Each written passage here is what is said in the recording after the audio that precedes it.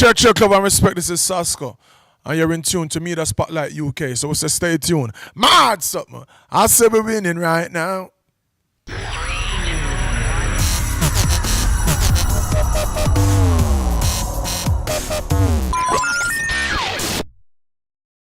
Okay, welcome to Media Spotlight UK. Agent Sasco, how are you? Yeah, man, it's all good. Give thanks.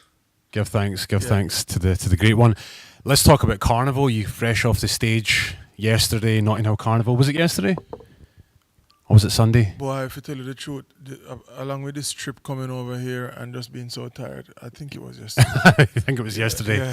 Yeah. We saw some of the videos on Facebook. You were with Shawnee B, Spragger Brens as well. How was it? Oh, incredible vibes, man. And it's one of the stages that just means so much to the music and the culture. Nothing in the Carnival and the great heritage, and so to be on the stage with Spragger Benz, and anyone who knows my story knows, how critical Spragger has been to that journey. So it was a great moment being on stage with him, and just pure vibes. And did you manage to get some good food? Did you eat well? Good is relative. I mean, I'm coming from Jamaica, man. So that's the standard in Jamaica, but yeah, exactly. You know what I mean? Obviously, it's not coming close. But I'm still here. Yeah. So it was good enough. Yeah. Good enough. Well, you're drinking a lot of water today, so that's good as well. You're feeling replenished. You got water in your system. Yeah, too much water. Apparently. Too much water. Too much bathroom. Excuse myself in the middle of this thing. So Friday, it's a big day. You've got the new album, Hope River. It's dropping. Yeah. How are you feeling about it? Yeah, I'm very excited. I've put a lot of work into it, and I'm working with the team and of producers and musicians and thing. And it's the first project outside of coming out of my studio, which I recently completed like last December. So it's it's a good vibe. I can't wait for people to hear it. So you've got the studio set up in the home now. So what was that like, recording with the family there quite a lot as well? So certainly it's very different from anything I've done before in terms of just having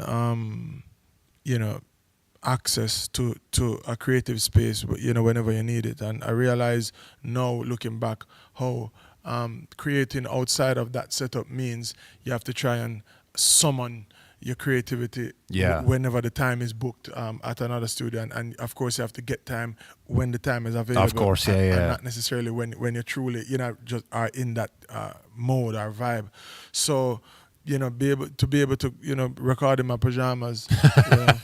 You can't be. You can have your breakfast in the studio. Yeah, well, no eating. In the sorry, studio. no food or drink in the studio. Thank you very much. That's the first rule. It's clearly the place where I'm most comfortable, and so I think just being able to create in your most comfortable space lends itself to just a more sincere offering in terms of material wise. I guess you're able to share a bit more and share in a way that you're most comfortable with. So I guess the relatability factor and the sincerity is that much more pronounced on this album than anything else I've ever done. And you're making music now yourself. You're actually producing. Yeah. Was there anyone who was helping you with that? Yeah, no, of course. So this project is certainly by no means I built myself a studio and then I'm in there leaning. Of course, on the different producers. No, not at all. Because that's a dangerous thing where you kind of get too absorbed in it, maybe. Yeah, and also just limited in terms of when all the input is of yourself, then the sound becomes stuck in a certain way. So no, absolutely not. I've worked with a great team of musicians and producers on this project. From Dale Virgo and Troy Baker, Silly Walks out of Germany, Flubs Jones, Daseka, was again Riff Raff. And I don't want to leave out nobody else again. And then Diamond Studios, who, which prompts myself. Oh, and then Upsetter. A lot of producers, Upsetter, who did the Winning Right Now track. And, like I say, there, even on some of the tracks, like you might have one producer working on something, but while we're in the studio, we might play another song and be like, yo, wait, and just add like some overdubs and something. Okay. It's that kind of vibe, is, what I mean? Just just a more complete approach versus one person produces a song over there and then the next Yeah. one does. No, It was all more, natural. yeah, all inclusive and just just like you said, just natural Yeah. vibes. What are some of the themes on the album? Well, the overarching theme is hope. Yeah. Hope River. It's hope, and it's positive energy and good vibes and motivation, which is the kind of material that I get the most fulfillment from. Um, so that's the overarching theme.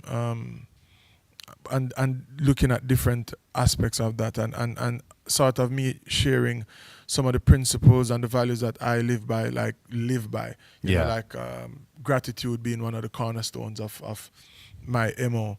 And there's a song called Grateful on there. So, that sort of vibe. Of course, winning right now, which is That's is the still, hit. That's the smash. Yeah. yeah, and still is growing, which is Yeah. incredible. And then a song like Mama Prayed, which is looking at just how one of the features of my childhood, is my mother clearly, but then my mother praying was also just in itself its own thing. Okay. And then what else? You have a song like My Song, which is kind of I look into my relationship with music, or at any particular time a relationship with a particular song. And yeah, the rest of it, like I say, is just going off that vibe. Yeah. You talk about gratitude, being grateful. Is that something that you wake up first thing and you just think, God bless? Yeah. So the thing is, just as they say, practice makes perfect. Yeah. And so it's something that I try to practice. And of course, there are times when you wake up and you start to feel like, boy, things should be going like this or going like that. But then in the midst of that, I'm training my mind to catch itself and be like, no. Okay, mindfulness. Yeah, let's just give thanks, and you can always find something to be thankful for. And there's great therapy in it, man. Like no matter how terrible I'm feeling, if I just go through the exercise of counting 5 things that I'm thankful for, Yeah. it's automatic. It's like, it's not a question. You will be at an improved perspective, Of course, yeah. than you were before. Automatic. So I'm inviting you to try that. Yeah. Just count 5 things that you're thankful for, even within the situation itself. So I found that to be very powerful, and it's something that I'm hoping I can share with people through this music, and to give people more, like I said, just more tools to deal with all the things that we all have to deal with on a daily basis. So you got some big features on the album. You've got Cardinal Official. You got Wayne Marshall. So what made you choose some of these names? You got Stephen Marley as well. Yeah. So some of the people are more than just a feature. Like for example, Wayne Marshall is one of the people that I met when I just started going to studios. And the first time I heard my song played on the radio, it was Wayne Marshall. It was in the studio with like he was doing an interview with War 21. It was at the time, and they were in studio, so they were telling the DJ like what songs to play on this rhythm that was produced by Trevor Jammies. And so there can only be one first, and so the first time I heard my song on the radio, Wayne Marshall is a part of that. So Okay. So he's forever a part of my journey because of that. And so having him on this project means a lot more than, like I said, just a feature. Then somebody like Sprague Benz, of course, also played a very key role in me making my way in the industry early on in my career. So it means a lot having him on the project as well. Stephen Marley, the name Marley and reggae music, that heritage and it just and all goes that hand in stands hand, for, you know yeah. what I mean? And then of course, outside of that, I've great respect for Stephen and what he does in terms of, for even just production wise, artist wise, his whole thing is legit. And then those vocals, man, just incredible. Sorry. And then Cardinal is a good friend of mine, and it was important for me to add some different textures to this album, and hip hop being one of the the genres that I really love. And Cardinal being a good friend of mine, it was just Made sense, yeah. It certainly did. And then Wes again now, there's a song All Aboard, which has a significant amount of features from Tony Rebel to Siobhan, Ja Vinci, Queen Ifrica, Tessa and Chin, Romaine Virgo, Tosh Alexander, who else is on that track? Major Hype. Well, the title of the song is All Aboard, and it certainly feels like it's everybody aboard with the amount of features. But for the message of the song, I think it was important to have many voices on it. We also have Stone Boy on the album, along with Kabaka Pyramid. Stone Boy, out of Africa. For the particular song, it was important to have that sort of perspective, I think. And Kabaka Pyramid also as one of the premier faces of reggae music as it stands now, and certainly one of the people who I believe will be a part of reggae music over the next 2 decades, or however long. Now, a lot of people will know you, of course, as Assassin as well, and of course you're known as Agent Sasco. Now, what was the transition? Why was the name changed? Well, it's a number of things. First of all, the world became a very different place after 9/11, 2001, and so usually having a name before then was just you have an artist name, but then all of a sudden everything gets a little bit more sensitive, and the name Assassin just kind of has a different kind of weight to it. So there's that aspect, and then there's also for lack of a better term, Googleability. Where the name Assassin clearly will yield too many results. Yeah, you might want to clear your search history if you're searching Assassin. Well, I didn't even think about that aspect. But now I'm just talking about the mere fact that you might see video games coming up and movies, or, of course, whatever, versus finding me. So there was that as well, and then I guess branding wise. Also once again, because the world is just a much more sensitive place. I've had opportunities that we couldn't take advantage of just because of the name, and it's worse when you're not representing the name in terms of what people associate with a name like that. So it was kind of always a challenge to reconcile what I represented musically and the name, and it always was a part. So why what I mean.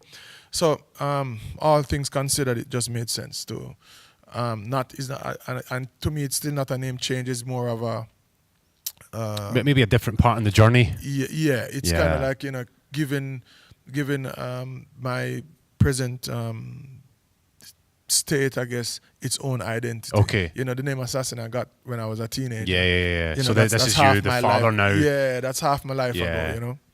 And I want to talk about Summer on Lock, massive single, Royce da 5'9", Pusha T, Jadakiss, Fabulous. How did you jump on that? So I've been back and forth talking with Royce over the last few years. He sent me a mixtape track that he was doing some like maybe a year ago now. And I did that, and then of course they loved it, and so when he had this project working, and he said he just wanted me to be a part of it, and he would send me something, and he sent this track, and it was very good to be a part of that as well. And let's talk about a subject that's came up in the last few years about dancehall artists like featuring on hip hop tracks, but perhaps not getting enough credit. Do you think that's still the case? Well, what it is. There are so many variables and factors that goes into the music business. For me, I recognize it's a matter of leverage, like in any business transaction. And I think as an industry, we have a lot more work to do in terms of increasing our leverage. And I've been challenging the fans to play a part in that as well. Very much. Some of the things that I talk about on this album is kind of like the mindset where instead of complaining about what the circumstances are, recognizing that you have great power in to change those circumstances. And one of the power that we have, as an industry, is to support our own. The Caribbean diaspora, the Jamaican diaspora alone is like 5 million. Yeah. So if we should double that and consider the Caribbean diaspora to be 10 million people, it shouldn't be that we can't sell 1 million records every now and again. Without relying on external markets. Of course, yeah. And so, and you find that whenever a song breaks in reggae and dancehall, it's usually the external markets that are responsible for the breaking of the song. So, for example, most recently, like Charlie Black's single, Wind Up on My Body, Party Animal. Yeah. The song broke in like Central America. So I'm challenging our industry to be responsible for our own success and define our own success instead of looking outwards for recognition or for credit on Yeah, anything. yeah. Because when you come to the table with your own leverage, then You're people unstoppable, yeah. you don't need for you to know argument Exactly. with nobody about you. I think you know what I mean. So that's how I look at Yeah, it. you've only got to look at the carnival yesterday as well. Like all those people out for the music. There we go. You So know? yeah, I mean, like as far as all those people, if 10% of those people were to buy the music that they Yeah. love so much and they come out to Carnival to support, we would have a very different situation. Yeah. So that's my challenge. It's the 99-cent challenge, and the challenge is all you have to do is each quarter, just every 3 months, the song that you find that you've been listening a lot, just buy the song. I don't mean stream it. I mean go on whatever platform, iTunes, yeah. iTunes, and buy it. 99 cents is usually That's the cost for nothing. a song. Yeah. Sometimes it's like $1.29. Yeah. I think we can survive. I think we can afford that. Yeah, I think we can afford that. For the love of the music. So that's my response to that whole question of Yeah. hip hop and Yeah. listen, keep your credit. We can have our own industry where people have to recognize it. You know what I mean? Of course. We spoke about you being a father as well. You share a lot of social media of your children. There was a funny video of your daughter explaining The Lion King, and it was shared by Mindy Kaling, who's a big actress in the US. Are your children musical as well? So Lauren loves music. Yeah. Ever since she was very young, she would be, like, I want to hear music and, like all kinds of music. So that's Lauren. Joshua, he's, like I find with Joshua, he's very creative and in a different sort of way. So he's now, like he's on YouTube finding all manner of songs, and one of the greatest things for him is to find some of my older material. Like, Right. Daddy, what is this? Is he shocked? Yeah, like, well, I guess in a good way. So like Yeah. the last song he brought to my attention was Hand to Mouth, which is a social commentary, but he's just, I think he's very, I think it's interesting to them to see me at a different, I guess, stage of my development. Even like pictures with me rocking braids and all of that. Like, that's just like that's a different world to them. So they love music in that way. And then my eldest Aliana, she she's very much into dancing. Okay. She's like legit at ballet. Like I don't remember what level she's at, but like she gets like distinctions with the royal ballet exams and stuff like that. So they're very much into it. But I would say Lauren has shown to be just the most obsessive with it. And, Yeah. She wants to perform all the time and that sort of thing. Yeah. Very entertaining, very entertaining. One last question. So, of course, the album Hope River's out on Friday. Are you going to be going on tour as well? Doing some shows in the UK? So for now, I'm here doing this promotional run, and of course, we had an appearances today at Carnival. After the album goes live, I've spot shows and dates all over the place. I'm going back to Jamaica, then it's to New York, and I don't remember where else. But so we'll be doing that sort of promotion in that sort of way. Also, like a few launch events, one in Kingston, one in New York as well. And touring wise, we're looking closer to further in the year. Or what my ideal plan is to really be extensively on the road next summer. Okay. Yeah. Well, next year. So starting from like spring. Yeah. To right down to the end of summer, just to be out there. Big. Well, good luck with the album. And Yeah, man. Thank you. thanks for talking to us as well. Love and respect. Thank you. Blessed.